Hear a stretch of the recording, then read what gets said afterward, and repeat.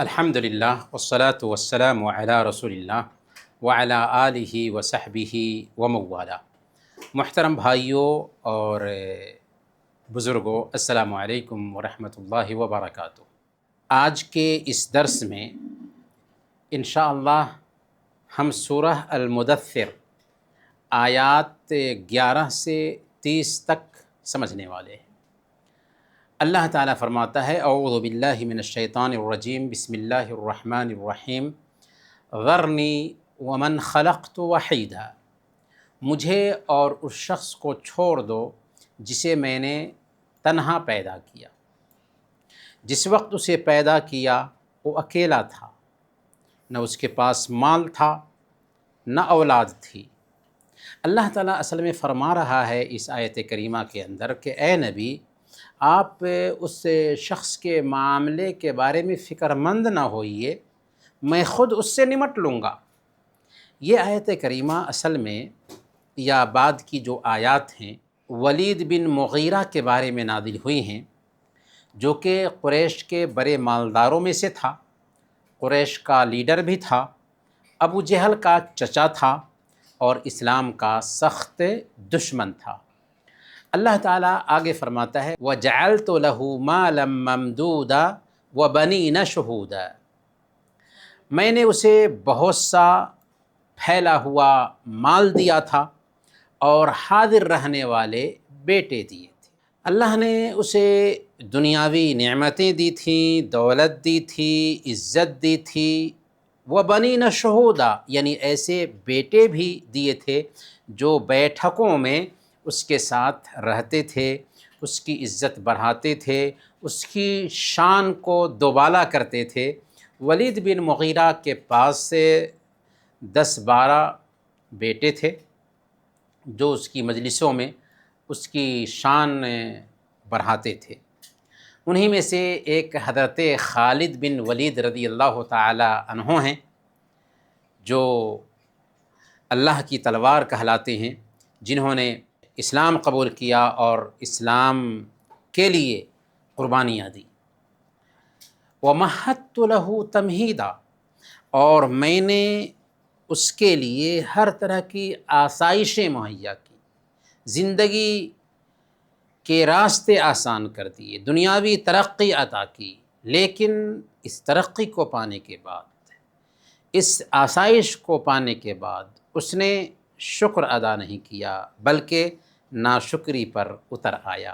ثم یطمع ان ازید، پھر بھی وہ امید رکھتا ہے کہ میں اسے اور زیادہ دوں۔ ناشکری ہے پھر بھی امید ہے کہ اور زیادہ اس کو ملے۔ اس کے لالچ کا یہ عالم ہے کہ اللہ کی نافرمانی کے باوجود اور زیادہ نعمتوں کی امید رکھتا ہے۔ کلا انہ کان لآیاتنا عنیدا، ہرگز نہیں، وہ تو ہماری آیتوں کا سخت مخالف تھا۔ اس کی ضد، ہٹ درمی اور قرآن کی مخالفت اللہ کی رحمت سے اس کو محروم کر چکی ہے۔ اللہ تعالیٰ فرماتا ہے سأرحقہ صعودا، ان قریب ہم اسے چڑھائی پر چڑھا دیں گے، ان قریب میں اسے ایک چڑھائی چڑھاؤں گا۔ صعود جہنم میں ایک پہاڑ کا نام ہے جس پر جہنمی کو چڑھایا جائے گا اور پھر وہاں سے نیچے گرا دیا جائے گا۔ یہ ایک طرح سے اس کے لیے عذاب ہوگا، یا مراد یہ ہے کہ دنیا میں اسے سخت سے سخت تکلیف سے میں دوچار کروں گا۔ انہ فکر وقدر، بے شک اس نے سوچا اور اندازے لگائے۔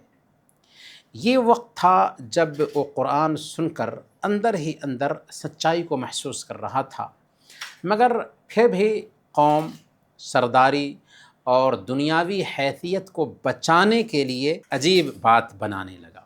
چنانچہ اللہ فرماتا ہے فَقُتِلَ كَيْفَ قَدَّرَ، پھر ہلاک ہو کیسے اس نے اندازہ لگایا، یعنی اس نے حق کو چھپایا، چالاکی کی، اور یہی حق کو چھپانا اور چالاکی کرنا اس کی ہلاکت کا سبب بن گیا۔ ثم قتل کیف قدر، پھر دوبارہ ہلاک ہو، دوبارہ اس کے اوپر لعنت ہو، کیسا اندازہ لگایا۔ یہ تاکید کے ساتھ دوسرا جملہ ہے، اس کی چالاکی پر اللہ تعالیٰ گویا کہ افسوس کا اظہار کر رہا ہے اور اس پر لعنت بھیجی جا رہی ہے۔ ثم نظر، پھر اس نے نظر دوڑائی، یعنی اس نے سوچا کہ اب لوگوں سے وہ کیا کہے گا، کس طرح قرآن کی باتوں کو وہ جھٹلائے گا۔ ثم عبس وبصر، پھر اس نے تیوری چڑھائی اور منہ بگارا، اس کے چہرے پر ناپسندیدگی ظاہر ہوئی، جیسے دل میں تردد ہو کہ کیسے میں جھوٹ بناؤں، کیسے میں جھوٹی باتیں کروں۔ ثم ادبر واستکبر، پھر وہ پیٹھ پھیر کر کے چلا اور تکبر کیا، حق کو پہچان لینے کے باوجود وہ پیچھے ہٹ گیا، غرور سے انکار کرنے لگا حق کا، یعنی اس نے قبول حق کا انکار کیا، کیونکہ وہ اپنی قوم کا سردار تھا اور اس کو ڈر تھا کہ سرداری نہ چلی جائے۔ فقال ان ھذا الا سحر یؤثر، پھر کہنے لگا کہ یہ قرآن تو صرف پہلے زمانوں کا جادو ہے۔ اس نے قرآن کو سحر قرار دیا، جادو قرار دیا، اور جادو کہہ کر کے جھٹلایا اور کہا کہ یہ پہلے لوگوں کی باتیں ہیں جو نقل کی جا رہی ہیں۔ ان ھذا الا قول البشر، یہ قرآن تو انسان کا ہی کلام ہے۔ اس نے قرآن کو اللہ کا کلام ماننے سے انکار کر دیا، حالانکہ قرآن کریم اللہ کا کلام ہے اور اس پہ ایسے دلائل ہیں کہ ایک انسان مجبور ہوتا ہے قرآن کو اللہ کا کلام ماننے پر۔ سب سے پہلے نمبر پر قرآن اترا کس انسان پر؟ اس انسان پر جن کو نہ پڑھنا آتا تھا نہ لکھنا آتا تھا اور لوگوں کے بیچ الصادق الامین کے نام سے مشہور تھے۔ ایسا انسان کلام پیش کر رہا ہے جو کلام خود چیلنج ہے، اور چیلنج بھی کیسے کہ اس کے جیسے قرآن لے آؤ، نہیں لا سکے تو کہا کہ اس کے جیسے 10 صورتیں لے آؤ، نہیں لا سکے تو کہا قرآن نے کہ اس کے جیسے ایک سورہ ہی لے آؤ، نہیں لا سکے تو قرآن نے کہا کہ ایک آیت ہی لے آؤ۔ لیکن قرآن رہتی دنیا تک سارے انسان اور جنات کے لیے چیلنج ہے کہ قرآن کے اسلوب میں کوئی مائی کا لال پیش نہیں کر سکتا، جو اس بات کے لیے دلیل ہے کہ قرآن اللہ کا کلام ہے، محمد صلی اللہ علیہ وسلم کا کلام نہیں ہو سکتا۔ قرآن کو ایک طرف رکھیے، اللہ کے نبی صلی اللہ علیہ وسلم کی باتوں کو دوسری طرف رکھیے، دونوں میں ٹیلی کر کے دیکھیے، دونوں میں آسمان اور زمین کا فرق پائیں گے۔ اس سے بھی پتہ چلتا ہے کہ قرآن محمد صلی اللہ علیہ وسلم کا کلام نہیں ہے، اور وہ تو پڑھنا لکھنا بھی نہیں جانتے تھے، آخر اس طرح فصیح کلام کہاں سے بنا لیتے؟ یہ اس بات کے لیے دلیل ہے کہ قرآن اللہ کا کلام ہے۔ لیکن مغیرہ بن شعبہ نے سرداری کے جاننے کے ڈر سے سچائی کو محسوس کرنے کے باوجود بھی جھٹلایا اور اس نے کہنا شروع کر دیا کہ یہ انسان کا کلام ہے۔ ان آیات کے پس منظر پر اگر ہم غور کریں تو پتہ یہ چلتا ہے کہ ولید بن مغیرہ نے ایک دن اللہ کے نبی صلی اللہ علیہ وسلم سے قرآن سنا تو وہ قرآن سے بہت متاثر ہوا۔ جب ابو جہل جو مغیرہ بن شعبہ کا بھتیجا تھا اور پھر مغیرہ بن شعبہ کے بعد قریش کا لیڈر بنا، تو ابو جہل کو پتہ چلا کہ ولید بن مغیرہ بہت متاثر ہوا ہے قرآن سے، تو دورہ دورہ آیا ولید بن مغیرہ کے پاس اور اس نے یہ کہنا شروع کر دیا ولید بن مغیرہ کو کہ آپ کی قوم کے لوگ آپ کے لیے مال جمع کر رہے ہیں تاکہ آپ کو دیں۔ پوچھا کہ کیوں؟ مجھے مال کی کیا ضرورت ہے، میرے پاس تو سب کچھ ہے، میں مالدار ہوں، اپنی قوم میں سب سے زیادہ پیسے والا ہوں، مجھے مال کی کیا ضرورت ہے؟ تو ابو جہل نے بات بنانے کے لیے کہا کہ اچھا تو آپ جو محمد کے پاس جا رہے ہیں مال ہی کے لیے تو جا رہے ہیں، تو قوم کے لوگ آپ کے لیے مال اکٹھا کر رہے ہیں تاکہ آپ کو دیں۔ تو یہ جو انداز تھا ابو جہل کا، اس انداز نے اس کی حمیت کو جگا دیا، اور یہ دراصل جاہلی حمیت تھی۔ ابو جہل نے ولید بن مغیرہ سے یہ بھی کہا کہ اگر آپ کا دل واقعی صاف ہے اور آپ محمد سے پیسے وغیرہ لینے کے لالچی نہیں ہیں تو آپ ایسا کیجئے کہ کوئی بات ایسی کہیے قرآن کے بارے میں جو آپ کی بات کو جھوٹ ثابت کرے کہ آپ واقعی لالچ نہیں رکھتے ہیں پیسے کا۔ تو اس نے سب سے پہلے تو یہ کہا کہ دیکھو ابو جہل، ان لہ لحلاوہ و ان علیہ لطلاوہ، دیکھو قرآن میں عجیب طرح کی مٹھاس ہے، اس میں تازگی ہے، چاشنی ہے، یہ انسان کا کلام نہیں ہو سکتا۔ لیکن جب ابو جہل نے تاکید کی اور کہا کہ آپ جب تک کہ قرآن کے خلاف بات کہیں گے نہیں تب تک کہ آپ کے اوپر تو شک ہی رہے گا، تو اس طریقے سے خاندانی دباؤ میں آ کر کے اس نے اپنی بات کو الٹ دیا اور یہ کہنا شروع کر دیا کہ قرآن تو ایک طرح سے جادو ہے، قرآن تو انسان کا کلام ہے، تاکہ لوگوں کو قرآن کے اثر سے دور کرے۔ اللہ تعالیٰ فرماتا ہے ولید بن مغیرہ کے بارے میں، سأصلیہ سقر، میں اسے سقر میں داخل کروں گا۔ یہ اعلان ہے اللہ تعالیٰ کی طرف سے کہ اس نے حق کو جھٹلایا، قرآن کو جادو کہا، تو اس لیے ہم اس کو جہنم میں داخل کریں گے۔ سقر جہنم کے ناموں میں سے ایک نام ہے۔ وما ادراک ما سقر، اور تمہیں کیا معلوم کہ سقر کیا ہے؟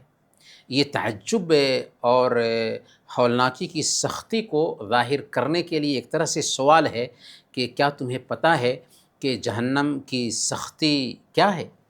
لا تبقی ولا تذر، وہ نہ باقی رکھے اور نہ چھوڑے، یعنی جہنم کا عذاب جسم کو جلا کر کے راکھ کر دے گا، مگر موت نہ آئے گی، نہ مکمل ایک انسان فنا ہوگا، نہ ہی نجات ملے گی، بلکہ مسلسل تکلیف اور نہ ختم ہونے والا عذاب ہوگا۔ لواحۃ للبشر، وہ آگ کھالوں کو جھلسا دینے والی ہے۔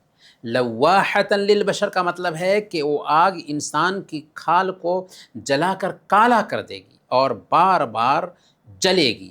اللہ تعالیٰ نے دوسری جگہ پر بیان فرمایا، کلما نضجت جلودہم بدلناہم جلودا غیرہا لیذوقوا العذاب، کہ جب بھی ان کی کھالیں پک جائیں گی تو ہم ان کے اوپر دوسری کھالیں ڈال دیں گے تاکہ وہ عذاب کا مزہ چکھتا رہے۔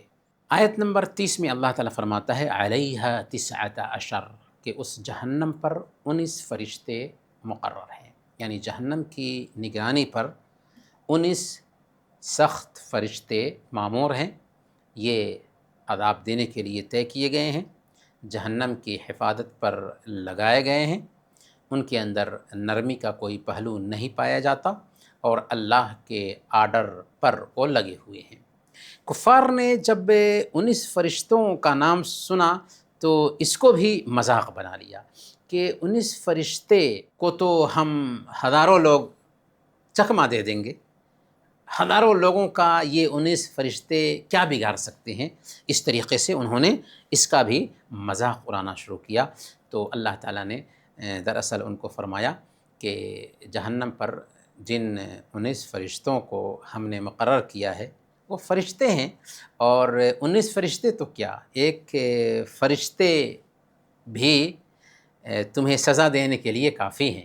اور 19 فرشتے کو کیوں مقرر کیا اللہ تعالیٰ نے، تعداد کی کیا حکمت ہے، اس کے بارے میں اللہ تعالیٰ ہی بہتر جانتا ہے، ہمیں اس پر یقین رکھنا ہے۔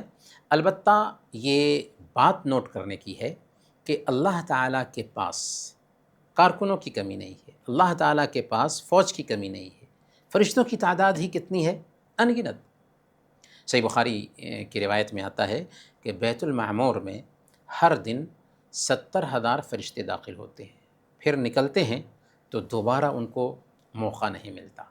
اور آپ سوچیں کہ ہر انسان کے دائیں اور بائیں کندھے پر 2 فرشتے ہیں، اسی سے آپ اندازہ لگا لیں کہ دنیا میں انسان کتنے ہیں، اور ہر انسان کے دائیں اور بائیں پر 2 فرشتے ہیں جو اس کی ایک ایک حرکت کو نوٹ کرتے ہیں۔ تو نوٹ کرنے والے فرشتوں کی تعداد کتنی ہوگی، اسی سے آپ فرشتوں کی تعداد کا اندازہ لگا سکتے ہیں۔ پر کیف انہیں باتوں کے ساتھ آج کا ہم درس ختم کرتے ہیں۔ اللہ تعالیٰ سے دعا ہے کہ اللہ تعالیٰ ہم سب کو قرآن سمجھنے اور اس کے پیغام پر عمل کرنے کی توفیق عطا فرمائے۔ آمین۔ وصلی اللہ علی نبینا محمد وعلی آلہ وصحبہ اجمعین۔